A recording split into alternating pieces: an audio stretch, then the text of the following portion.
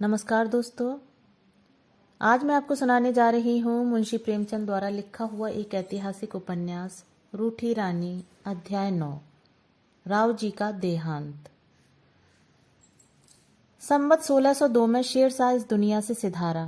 उसने सल्तनत का बंदोबस्त बड़ी धूमधाम से किया था और उसकी न्यायप्रियता हिंदुस्तान के इतिहास में हमेशा याद ही की जाएगी।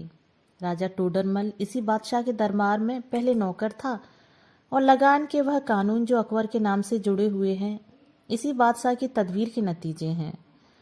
शेरशाह की मौत की खबर फैलते ही रावजी के राजपूत इधर से उधर खवास खां पर हमला करने लगे।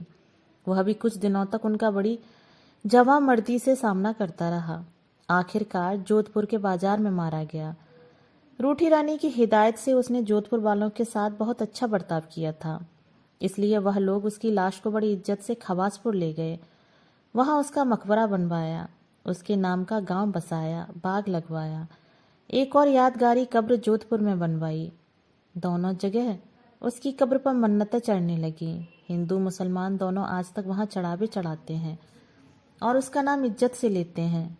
यह सब उसकी नेकी का फल है जो बहुत कम बादशाहों को मयस्सर हुआ है।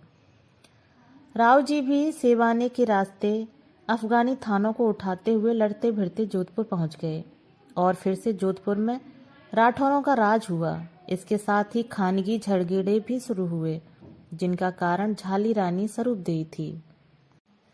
राव जी का बड़ा बेटा कुमार राम रानी लाछलदेई कछवाही से पैदा हुआ था।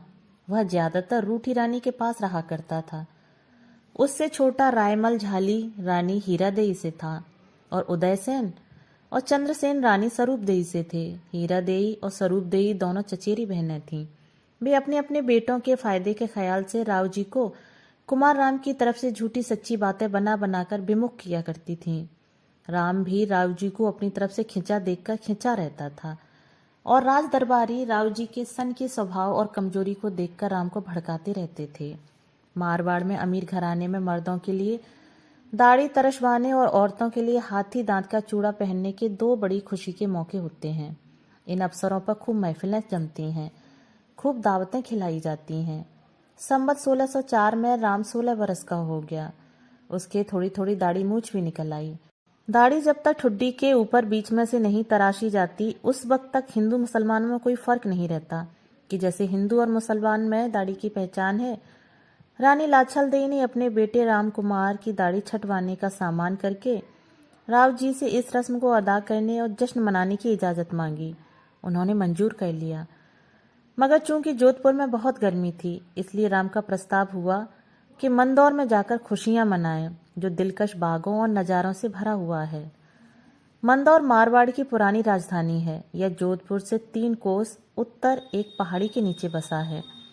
इस बहाने वह मंदौर चला आया और यहाँ अपने दोस्तों और सहयोगियों को, अपना भेद जानने वालों को जमा करके बोला कि राव जी बूढ़े हो गए हैं।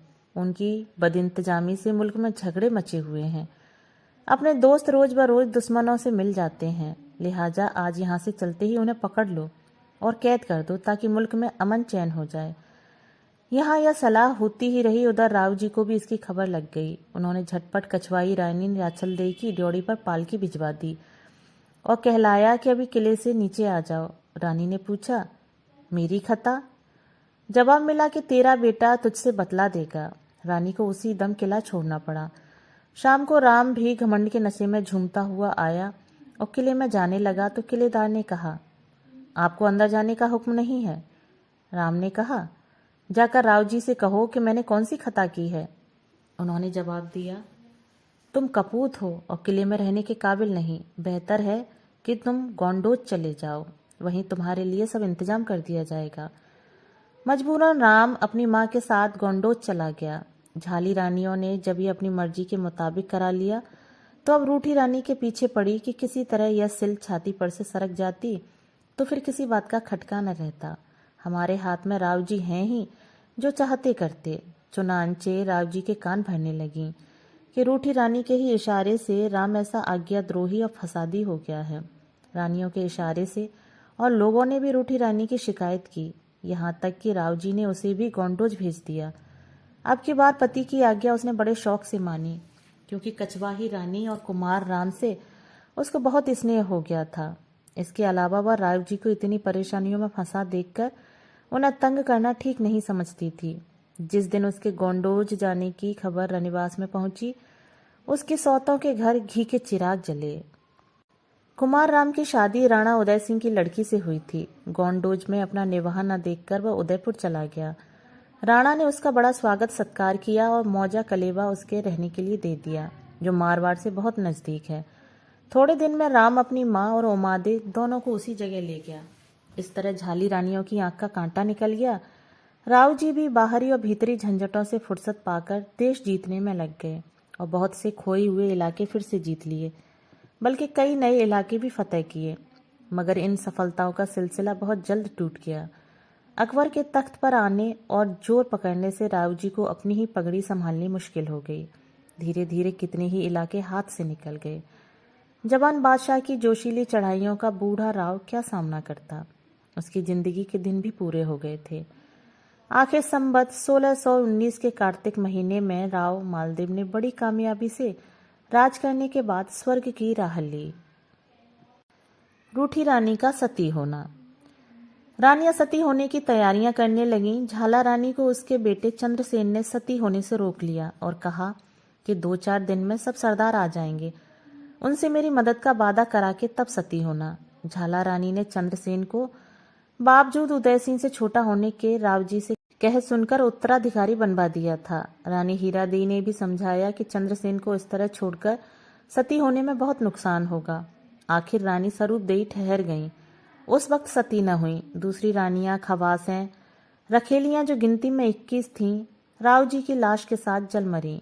राव जी के मरने की खबर बहुत जल्द सारे शहर में फैल गई। उनके बड़े बड़े सरदार अपने सर मुंडवाकर जोधपुर में आने लगे। रानी स्वरूप देवी ने मृत्यु के 5वें दिन सब सरदारों को इकट्ठा किया और उनसे कहा कि राव जी ने मेरे बेटे चंद्रसेन को अपने हाथ से उत्तराधिकारी बनाया था। अब मैं आपके हाथों में यह फैसला छोड़कर सती होती हूँ। सरदारों ने एक स्वर में कहा कि चंद्रसेन हमारे राव हैं और हम उनके चाकर।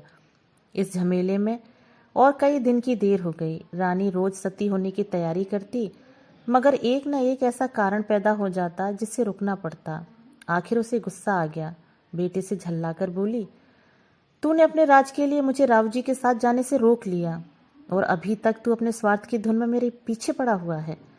मगर जिस राज के लिए तूने मेरा धर्म तोड़ा, उस राज से तू या तेरी औलाद कोई फायदा न उठा सकेगी। यह शाप देकर रानी स्वरूप देवी ने चिता बनवाई और राव जी की पगड़ी के साथ सती हो गई। दूसरी पगड़ी मृत्यु के तीसरे ही दिन कलेवा में पहुंची, जहां कछवाही रानी और उमा देवी कुमार राम के साथ रहती थीं। उस पगड़ी को देखते ही रूठी रानी ने उसी वक्त टेक छेड़ दी। उसका सारा घमंड दूर हो गया। रोकर कहने लगी, अब किससे रूठूंगी? जिससे रूठती थी वह तो अब न रहा, तो जीकर क्या करूंगी? उसने मेरा मान रख लिया, उसने मेरा घमंड निभाह दिया। अब मैं किसके लिए जीऊं? मेरी चिता भी बनवाओ, मैं भी राव जी का साथ न छोड़ूंगी। दोस्तों, जब कोई राजा मर जाता था तो नाजिर उसकी पगड़ी लेकर रनिवास में जाता था। सती होने वाली उस पगड़ी को ले लेती थी। दूसरी रानियां भी उसी के साथ सती हो जाती थीं। जो रानी कहीं दूर होती थी, उसके पास एक पगड़ी रवाना कर दी जाती थी। इधर लाचल देवी भी सती होने की तैयारी करने लगी, मगर उसका बेटा राम अपने बाप के उत्तराधिकारी बनने की धुन में माँ के सती होने तक न ठहरा, उदयपुर चल दिया। उसकी यह जल्दबाजी और बेअदबी माँ को बहुत बुरी लगी। अफसोस के साथ हाथ मलकर बोली, राम, तेरे लिए हमें जोधपुर छोड़कर यहाँ दिन काटने पड़े और तू हमें इस तरह छोड़कर भागा जाता है। जा, अगर तेरी जुबान में कुछ असर है तो मुझे कभी मारवाड़ में रहना नसीब न होगा। तो या तो तेरी औलाद भी मारवाड़ का राज न करेगी, हमेशा दूसरे मुल्क की खाक छानती फिरेगी। चिता तैयार होते ही यह खबर दूर दूर तक फैल गई कि रूठी रानी भी राव जी की पगड़ी के साथ सती होती हैं। 4-4, 5-5 कोस के लोग इस सती के दर्शन करने के लिए दौड़े। सब हाथ जोड़कर कहते थे, सती माता तू धन्य है, सच्ची सती इस कलयुग में तू ही है। धन्य है तुझको और तेरे माँ बाप को, इस देश मारवाड़ को, जिसे तू सती होकर पवित्र कर रही है। लाचल देवी, तुझे भी धन्य है। तुम दोनों सतीत्व की देवियां हो, तुम्हें हमारा प्रणाम है। चिता तैयार हो गई, बाजे बजने लगे। दोनों रानियां या दोनों देवियां घोड़ों पर सवार होकर बाजारों से निकलीं। ठट के ठट लोग देखने को फटे पड़ते थे। रुपया, जेवर और जवाहरात लुटाए जा रहे थे। चिता पर पहुंचकर दोनों आमने सामने बैठी और पति की पगड़ी बीच में रख ली। आग देने वाला कोई न था। सब लोग खड़े देख रहे थे। मारे अदब के किसी के मुंह से आवाज भी न निकली। रूठी रानी का चेहरा चांद सा चमक रहा था। यकायक कुमार राम बेइज्जती का ख्याल आते ही सुर्ख हो गया। उसके धधकते हुए दिल से नाजुक जवान को झुलसाते हुए यह शब्द निकले, मैं तो अपने पति से रूठ कर आई सो आई, पर कोई दूसरी स्त्री इस तरह सौत के बेटे का साथ कभी न दे।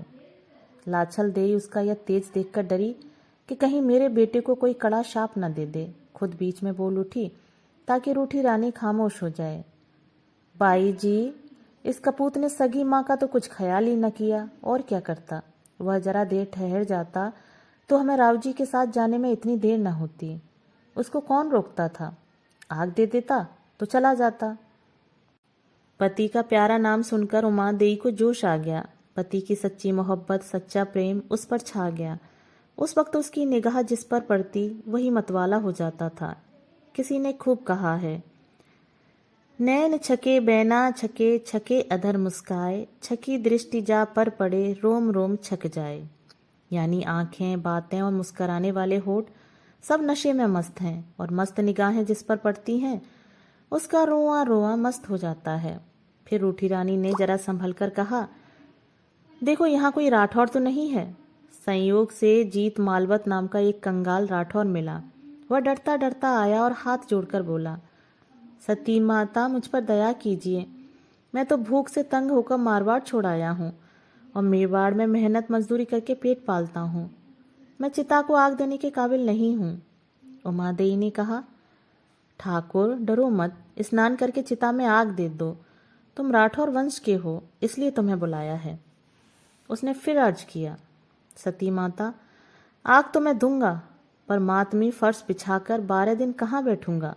मेरा तो घर भी इतना बड़ा नहीं कि जोधपुर की रानी का दाह करके उसमें मातम कर सकूं। मैं पेड़ों के तले तारों की छांव में रात काटा करता हूँ। उमादेई ने यह सुनकर मुंशी को इशारा किया। उसने उसी दम राणा जी के नाम सतियों की तरफ से खत लिखा कि राम हमको बगैर सती किए चला गया है। अब यह कलेवा गांव उससे छीनकर जीत मालवत राठौर को दे दें। इस तरह सती ने 10,000 का गांव उस राठौर गरीब को दिला दिया। जीत मालवत ने चिट्ठी हाथ में ली और फौरन नहा धोकर चिता में आग दे दी। दम के दम में वहां राख की एक ढेरी के सिवा कोई निशान बाकी न रहा। घड़ी दो घड़ी में हवा ने जर्रों को इधर उधर बिखेर कर और भी किस्सा तमाम कर दिया। तासहर वह भी छोड़ी तूने ओ बादे सबा, यादगारे रौन के महफिल थी परवानी की खाक। मगर खाक न रही तो क्या, रूठी रानी का नाम अभी तक चला आता है। लोग अभी तक उसके नाम का अदब करते हैं। इस तरह शादी के 27 बरस बाद उमादेई का मान टूटा और मान के साथ जिंदगी का प्याला भी टूट गया। उमादेई भट्टानी, तुझे धन्य है। जब तक तू जिंदा रही तूने अपनी आन निभाई, और मरी तो भी आन के साथ मरी। तू विमान पर चढ़ जा, फरिश्ते हाथों में फूल लिए तेरे इंतजार में खड़े हैं कि तुझे देखें और फूलों की बरखा करें। ऐ पवित्र देवी, जब सतीत्व तो तुझ पर न्यौछावर होने को तैयार है, और तेरा प्यारा पति जिसके नाम पर तूने जान दी, आंखें बिछाए तेरी प्रतीक्षा कर रहा है। उमादेई भट्टानी के सती होने की खबर जब जोधपुर पहुंची तो लोग धन्य धन्य करने लगे। कायम रहे वह भाटी वंश जिसमें ऐसी ऐसी राजकुमारियां पैदा होती हैं। पति के रूठने पर भी जिनके सतीत्व की चादर पर कभी कोई धब्बा नहीं लगता, जिससे रूठती हैं उसी के कदमों पर अपना सिर निछावर कर देती हैं। ऐसा रूठना कहीं किसी ने देखा है। राव जी के देहांत के 12वें दिन जीत मालवत के लिए जोधपुर पगड़ी आई। उसने सब क्रियाक्रम करके पगड़ी बांधी। फिर उदयपुर जाकर वह चिट्ठी राजा उदय सिंह को दी। उन्होंने चिट्ठी पढ़कर आदर पूर्वक उसे सिर पर रख लिया और कलेवा का पट्टा उसके नाम लिख दिया। उसने लौटकर उस गांव पर अपना कब्जा कर लिया। जहां रूठी रानी सती हुई थी वहां एक पक्की छतरी बनवा दी थी, जिसका निशान आज तक मौजूद है। रूठी रानी की सिफारिश से जिस तरह जीत मालवत को कलेवा मिल गया, उसी तरह उसकी बद्दुआ भी बेअसर न हुई। कुमार राव को जोधपुर की गद्दी पर बैठना नसीब न हुआ। उदय सिंह और अकबर के सम्मिलित प्रयत्न भी उसे वहां का राज दिलाने में नाकाम रहे। इसी नाकामी से वह कुछ दिनों देश निकाले की मुसीबतें झेलकर आखिरकार मर गया और अपने अरमान अपने साथ लेता गया। उसके पोते केशव दास को, जो अकबर और जहांगीर के तजकिरों में केशव मारू के नाम से मशहूर हैं, मालवा में एक छोटी सी जागीर मिली थी जिसका नाम अमझेरा था, मगर सन 1857 ईस्वी के गदर में वह भी जब्त हो गया।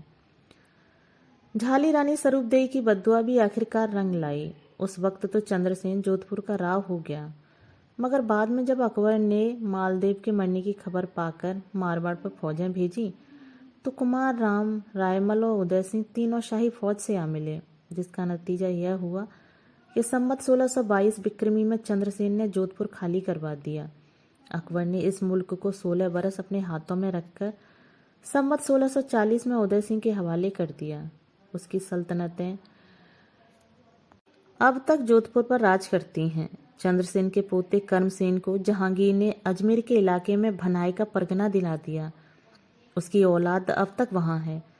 इस तरह रूठी रानी की कहानी पूरी हुई। वह नहीं है, मगर उसका नाम आज 350 साल गुजर जाने पर भी ज्यों का त्यों बना हुआ है। मारवाड़ के कविशोरों ने उमादेई की तारीफ में जो कुछ लिखा है वह इतना पुरअसर और पुरदर्द है कि उसे पढ़कर आज भी रोना आता है और दिल उमड़ पड़ता है। अगर इस वक्त सती होने की रस्म नहीं है, मगर उन कविताओं और गीतों को पढ़कर उस समय का करुण दृश्य आंखों के सामने आ जाता है।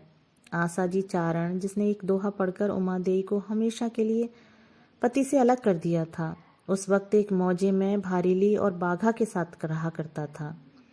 जब उसने रूठी रानी के सती होने की खबर पाई तो बोला, ए उमादेई, तुझे धन्य है। तूने कहा था आखिरी दम तक मेरा मान रह जाए, तब तारीफ करना। जैसा तूने कहा था कर दिखाया। तेरे साहस और तेरे स्वाभिमान को बार बार धन्य है।